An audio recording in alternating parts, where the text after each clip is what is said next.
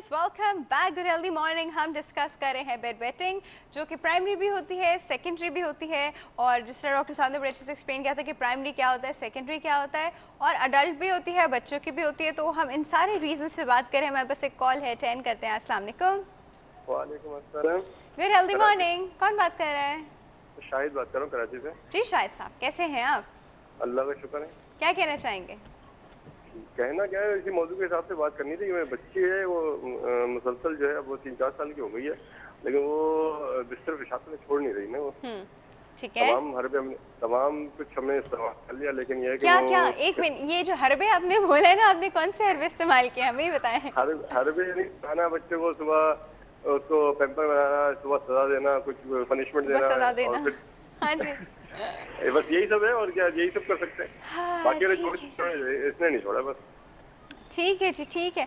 हम आपकी इस प्रॉब्लम का हल जो है वो डिस्कस कर रहे हैं यहाँ पे, ठीक है? बहुत शुक्रिया, thank you so much for your call.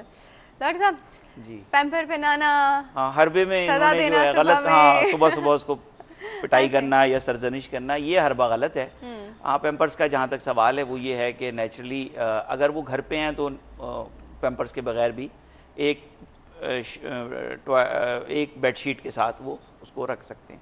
मगर ये कि अगर फ़र्ज़ करें ये कहीं और कैंपिंग या किसी के घर जाते हैं तो वहाँ पे पैम्पर्स यूज़ हो सकते हैं। रूटीन यूज़ भी पैम्पर्स का हो सकता है, इसमें कोई हर्ज नहीं है। मगर इसमें पैम्पर्स का सिर्फ एक नुकसान है कि बच्चा उससे निकल नहीं पाता, जी, डिपेंडेंट हो जाएगा और उसको एक रूटीन बना लेगा। तो इस वजह से पैम्पर्स का हम इस्तेमाल बहुत ज़्यादा प्रोपेगेट नहीं करते। यहाँ पे मॉइस्चर अलार्म्स की मैं बात करूँगा। मॉइस्चर अलार्म्स ऐसी चीज़ें हैं, लगाया जाता है मॉइस्चर जी, ये बेडशीट के अंदर भी आप स्लिप कर सकते हैं और उसको उसके पजामे के साथ भी उसको चिपका सकते हैं। ये ऐसे इलेक्ट्रोड्स होते हैं, जैसे ही ये मॉइस्चर सेंस करेंगे अलार्म बजने लगता है। और ये अलार्म बड़ा खतरनाक होगा कि बच्चा डर से दोबारा नहीं देखें, ये अलार्म जो हैं, ये एक थ्योरी ये भी है नॉक्टर्नल एन्यूरिसिस में कि बच्चे की जो स्लीप है वो बहुत डीप होती है। बच्चे की स्लीप बहुत डीप होती है और बच्चा ब्लैडर की उस कॉल को उसका ब्रेन सुन नहीं पाता, फुल ब्लैडर की कॉल को बच्चा सुन नहीं पाता। वो बात आपने एक वो दिया था ADH आर्जिनिन वेज़ोप्रेसिन का, और वो बात रह गई थी। ये भी एक स्टडी है कि आर्जिनिन वेज़ोप्रेसिन रात को एक आउटबर्स्ट होता है शाम के टाइम पे, और उससे जो किडनीज हैं वो यूरिन आउटपुट 50% कम कर देती हैं as compare to the day. ये नॉर्मली सब लोगों में होता है कि नाइट टाइम ये जो यूरिनरी आउटपुट है it is low as compare to the day.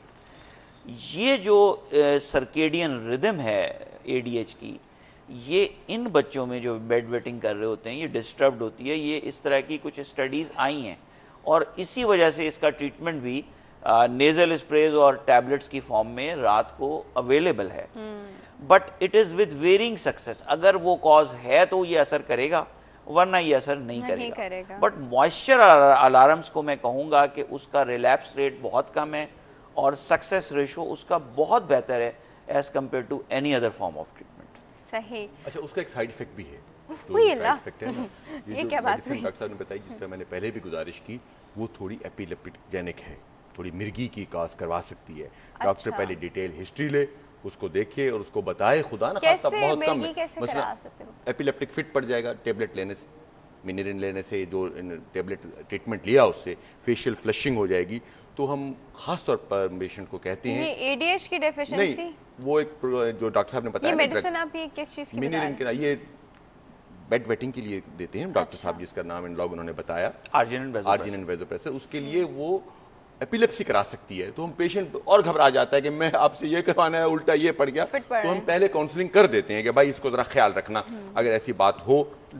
लेकिन ये उसमें होगा ना जिस बच्चे में ऑलरेडी एपिलेप्सी के हो? नहीं, कोई जरूरी नहीं, नहीं कोई जरूरी, किसी में भी हो सकता है, बहुत कम परसेंटेज में।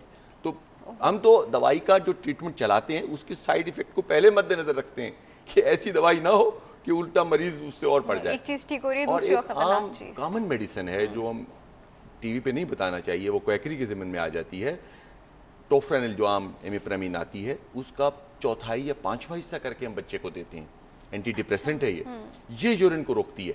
बच्चों में इसके अच्छे रिजल्ट हैं, जिस तरह बड़ों में, खवातीन में जिस तरह।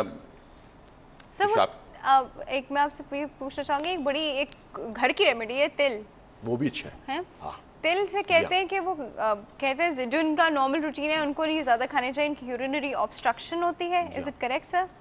ऐसा सुना है आपने? इसकी कोई स्टडीज अच्छा, तो इन बच्चों को तिल दिए जाते हैं खाने को, ब्रेड पे लगा दिए, बन पे लगा दिए। साइंटिफिक बेस तो नहीं है, लेकिन बचपन में हम भी सुनते आए हैं, अभी हम भी इसको देखते रहे हैं। पेशेंट्स को भी हम कहते हैं कि भाई इसका साइंटिफिक बेस तो नहीं है, आप तिल इस्तेमाल कर सकते हैं। डॉक्टर साहब वही बात मैंने कही ना कि एक लफ्ज़ में ट्रीटमेंट नहीं है।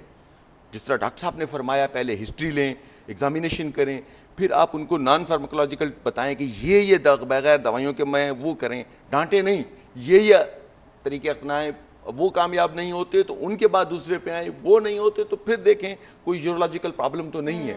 एक चीज़ करके छोड़ ना दें। और मोस्टली जो बच्चे हैं वो एज के साथ ठीक हो जाते हैं।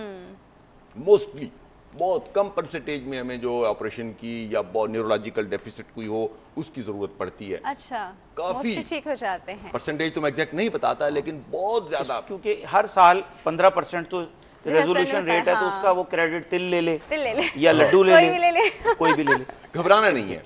सही, ये भी है। हमारे पास एक कॉल है, सर अटेंड करते हैं। अस्सलाम वालेकुम। अच्छा, वी आर होल्डिंग। अच्छा जी, आई थिंक कॉल ड्रॉप हो गई है। That was a good music in between, musical break था जी हमारा वो। Coming back to our topic sir, अब यहाँ पे हम थोड़ी सी बात करते हैं बच्चे को किस तरह साइकोलॉजिकली मोल्ड किया जाए कि वो ना करे। Psychologically, without giving medicine, without doing anything, psychologically हम कैसे उसको? देखिए, बच्चे को तो पहले ये बताना चाहिए कि बेटा तुम अकेले नहीं हो, सब बच्चे करते हैं। थोड़ा सा उसका कल को वो यही हमें ताना ना मारे, मैं अकेला थोड़ी करता, सब करते हैं। कहते हैं बच्चे, वो भी कहते हैं कि जहाँ घर में वो करता है आप उसको नहीं डांटते, मुझे डांट रहे। पहले तो उसको ये कहें, फिर जो है उसका जो सोने का माहौल है उसको ठीक करें, फिर पेरेंट्स पर जिम्मेदारी। सोने का माहौल का क्या मतलब जो उसका मैंने बताया, अल्टरनेट उसके पास बेड होनी चाहिए, चादर होनी चाहिए, एक शलवार अलग से होनी चाहिए, पैंट अलग से होनी चाहिए। फर्ज किया वो गीला करता है तो फौरन वो चेंज करके वो अलग करके खुद ही उसको धोए, खुद ही उसको रखे, थोड़ी उसमें सेंस ऑफ रिस्पॉन्सिबिलिटी आएगी। थोड़ा हमें पेरेंट्स को भी और उसके बहन भाइयों भी कहना चाहिए, उसका मजाक नहीं उड़ाना चाहिए, सख्ती नहीं करनी चाहिए। इन चीज़ों करने से और पैसेज ऑफ एज के साथ बच्चे ठीक हो जाते हैं। अम्मा उनको सुबह ये कह सकती हैं कि देखो तुमने रात में ये किया था, मैंने तुम्हारे बहन भाइयों को नहीं बताया, लेकिन तुम कोशिश करो अपनी तरफ से। फिर भी नहीं, इस तरह की बात कर सकती, ये भी नहीं कर सकती जी। कॉल लेते हैं, हम कॉल लेते हैं जी, बहुत ही होपलेस। अस्सलाम वालेकुम। वालेकुम जी। Good healthy morning. कौन बात कर रहे हैं? अरशद बात कर रहा हूँ कराची से। जी, कैसे हैं? अल्हम्दुलिल्लाह खैरियत से। आप लोग कैसे हैं? बिल्कुल ठीक ठाक। क्या पूछना चाहेंगे? डॉक्टर साहब से सवाल करना था। मेरा बेटा 11 साल का है, वो भी बिस्तर गीला करता है। 11 साल? कुछ फ्रीक्वेंसी कम हुई है बचपन से अब तक उसके बिस्तर गीला करने की? हाँ, हमने कुछ किया था, जो देसी नुस्खे होते हैं, तिल के लड्डू खिलाएं, आप ये करें, उनको थोड़ा सबक सिखाएं, सही। मगर कब तक हमने बहुत डांटा।